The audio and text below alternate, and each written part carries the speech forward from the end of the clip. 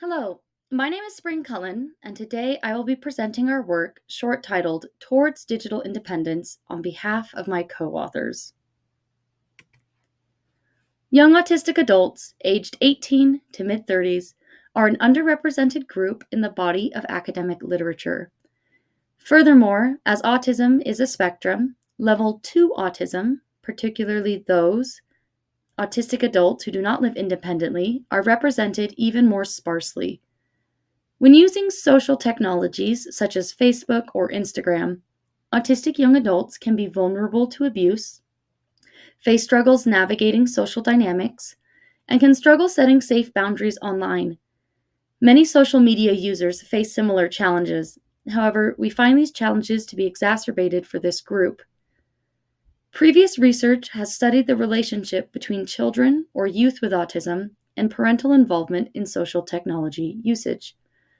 We take a step further to study autistic young adults and their entire support network, an ecological approach. This support network includes siblings, extended family, parents, staff, caregivers, caseworkers, employers, and more. From this perspective, our exploratory study was three-pronged. First, how are autistic young adults currently navigating their social media with their social networks? What tensions arise from the current patterns of usage? And what are the positive outcomes from the current pattern of social media usage? The methodology for this study was grounded in ethnographically informed fieldwork and semi-structured interviews. From these interviews, we conducted grounded thematic analysis supplemented by open coding. We grounded our initial analysis in the Wisniewski Technology and Online Social Support Framework, Petronio's Communication Privacy Management Theory, and Valkenburg's Parental Mediation Framework. We interviewed and observed 9 autistic young adults, 6 parents, and 13 associated staff members. We observed that many autistic young adults had self-regulation techniques already in place that did not require input from their social networks. Self-monitoring described circumstances where autistic young adults would create rules of behavior to direct their online actions. Impulse control allowed knowledge of past experiences and previous support network mediation to create impulse blockers to improve online experiences. And risk coping describes circumstances where patterns of behavior were used to calm strong emotions and gain resilience towards online stressors. These self-mediation techniques worked with varying success and depended greatly on circumstance, previous experience, and the individual. In most cases, outside input or mediation was employed to help navigate online stressors. When observing how a support network mediated autistic young adult social media, we found that 3 main approaches emerged. Instructive mediation was the most commonly used. This could include verbally providing encouragement or advice in the moment of need, counseling potential future behavior after issues have been resolved, or even formal education. Staff members sometimes curated specific workshops to help aid autistic young adults in their self-regulation techniques, while parents opted for more advice-giving techniques. Restrictive mediation was either partial, when rules were placed around how, when, or where to use social media, or absolute, such as devices being taken away entirely. We observed that staff members were more likely to employ absolute restriction at field sites, workshops, and employment opportunities, rather than parents who often opted for more partial tactics in the home.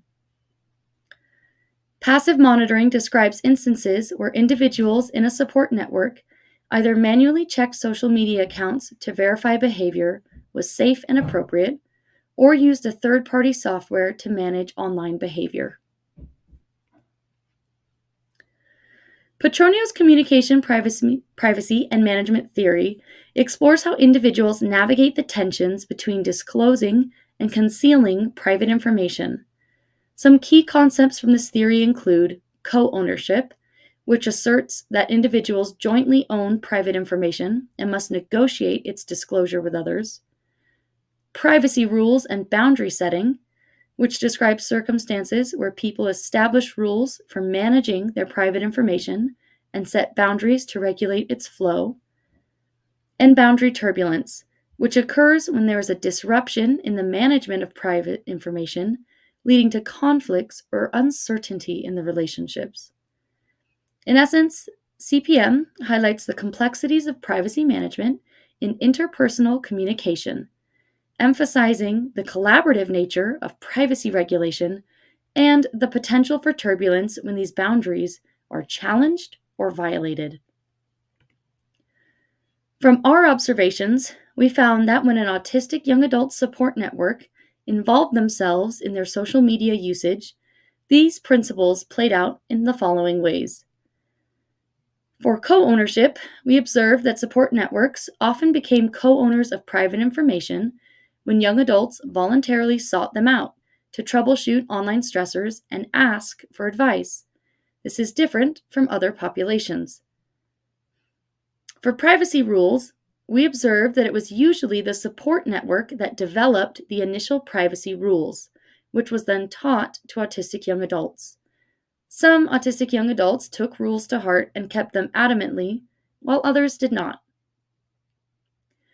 For boundary turbulence, we observed some interesting differences from other populations as they navigated co-owned private information.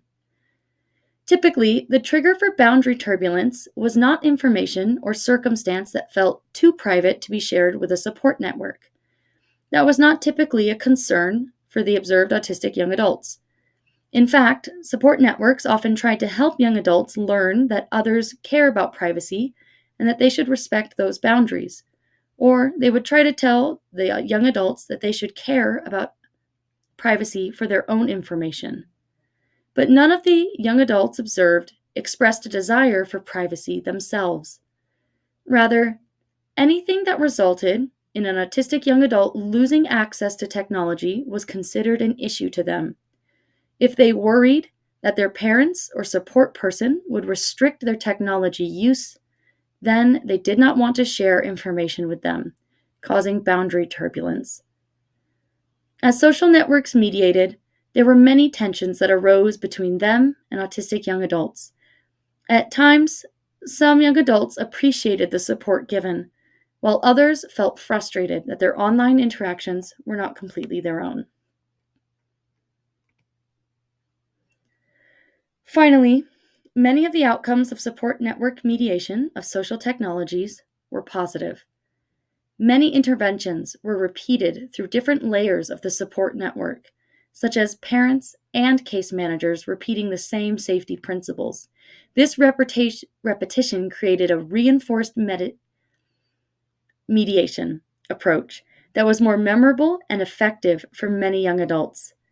In addition, the ability to co-regulate with trusted individuals in the support network allowed young adults to reach out when they felt they needed extra support and be able to ask for the aid they needed in the moment.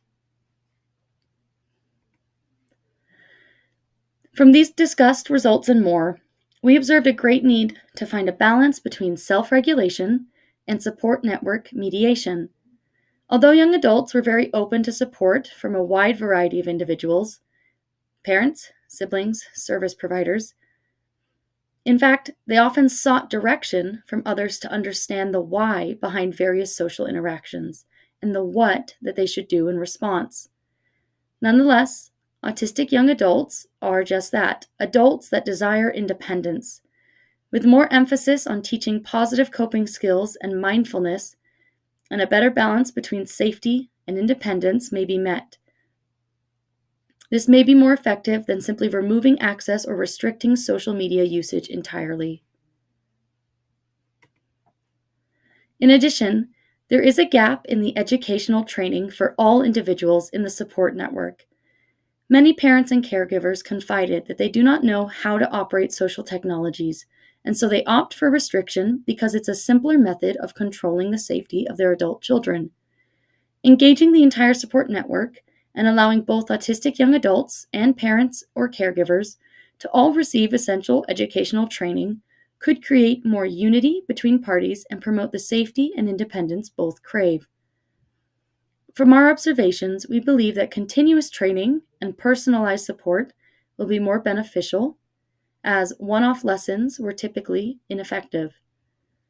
Trying to help young adults create privacy boundaries and respect others' boundaries was a task that required continual, proactive, passive monitoring and active troubleshooting when something came up. While that was the most effective technique for helping them stay safe and reduced friction in their relationship with others, this left support networks, especially parents, exhausted. Relying solely on caregivers to support the young adults is not a sustainable solution.